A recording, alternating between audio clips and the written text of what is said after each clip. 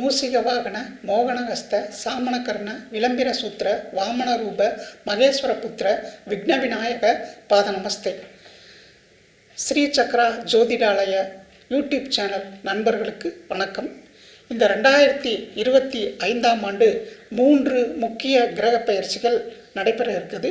திருக்கணித பஞ்சாங்கத்தின் அடிப்படையில் சனி பயிற்சி 29/3/2025 சனிக்கிழமை இரவு 9:44 மணி அளவில் சனி பகவான் கும்பராசியிலிருந்து மீன ராசிக்கு பயிற்சி அடைகிறார்.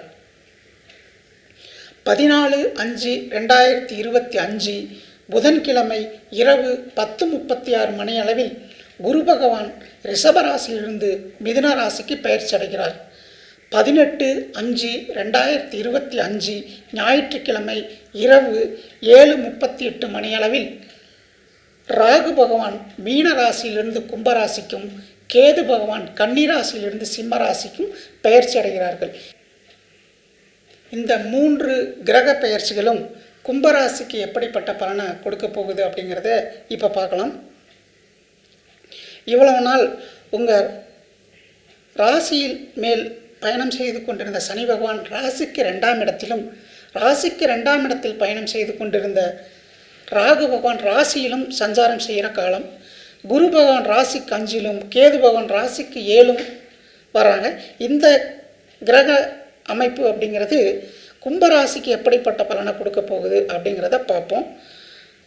மனக்குழப்பம் கும்பராசிக்காரர்களுக்கு ராசிக்கு 2ல் வரும்பொழுது மனசில் ஒரு பயம் அப்படிங்கிறத ஏற்படுத்தும். எடுத்த காரியத்தில் நம்மளால் ஜெயிக்க முடியுமா முடியாதா அப்படிங்கிறது ஒரு குழப்பத்திலேயே இருப்பாங்க. உடல் நிலை அப்படிங்கிறது பாதிப்பு ஏற்படும்.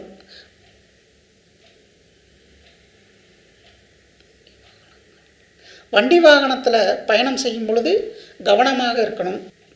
ராகு பகவான் பார்த்திங்கன்னா 18/5/2025 அப்புறம் ராசிக்கு 2ஆம் இடத்துலேருந்து ராசி மேலே வர்ற காலம் பார்த்திங்கனாக்க அசட்டு தைரியம் அப்படிங்கிறது ஏற்படும். எதுவாக இருந்தாலும் ஒரு கண்மூடித்தனமாக செஞ்சிடலாம் அப்படிங்கிற ஒரு நம்பிக்கை அப்படிங்கிறது உங்களுக்கு வரும். இந்த காலகட்டத்தில் நீங்கள் ரொம்ப கவனமாக செயல்படணும். ஏன் அப்படின்னா இந்த காலகட்டம் உங்களுக்கு வழி தவறதுக்கான வாய்ப்புகள் மிக மிக அதிகம். நம்பி ஏமாறுறதுக்கான வாய்ப்புகள் மிக மிக அதிகம் உள்ள காலம். ஏன் அப்படின்னு கேட்டிங்கன்னா ராசிக்கு 2ஆம் இடத்துல சனியும் ராசியில் சந்திரனும் வர்ற காலம் அப்படிங்கிறது ஒரு சரியான காலம் அப்படிங்கிறது இல்லை. இந்த காலகட்டத்தில் நாய் கடிப்பதற்கான வாய்ப்புகள் உண்டு. வீண் அலைச்சலை கொடுக்கும். தேவையில்லாமல் வெளியூர் பயணங்களை கொடுக்கும். வண்டி வாகனத்தில் ரொம்ப ஜாக்கிரதையாக இருக்கணும். வம்பு வழக்குகள்லேருந்து கொஞ்சம் விலகி இருக்கிறது நல்லது.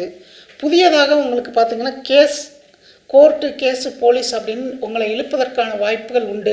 அதனால் எந்த ஒரு விஷயமாக இருந்தாலும் அந்த விஷயத்தில் பேசி சமாதானமாக போகிறது நல்லது.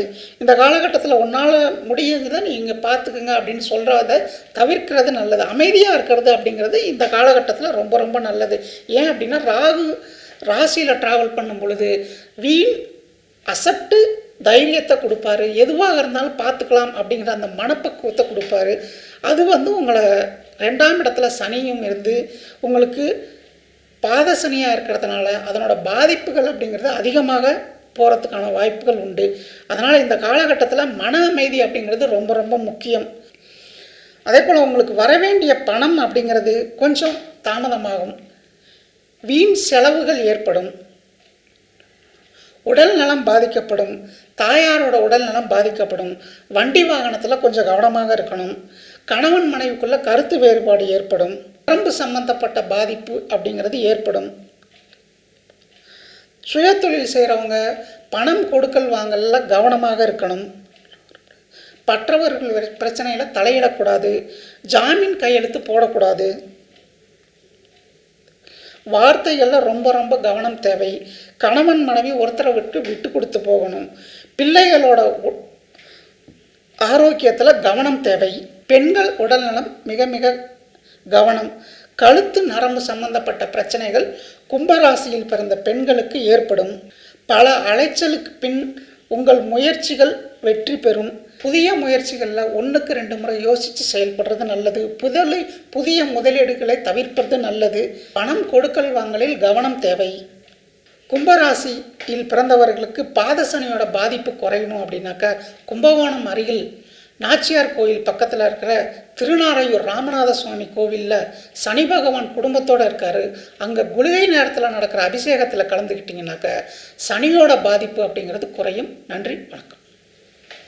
உங்கள் சுயஜாதகத்தில் நடக்கிற தசாபுத்தி உங்களுக்கு சாதகமாக இருந்தால் இந்த பாத சனியோட பாதிப்பு அப்படிங்கிறது குறையும். நன்றி, வணக்கம்.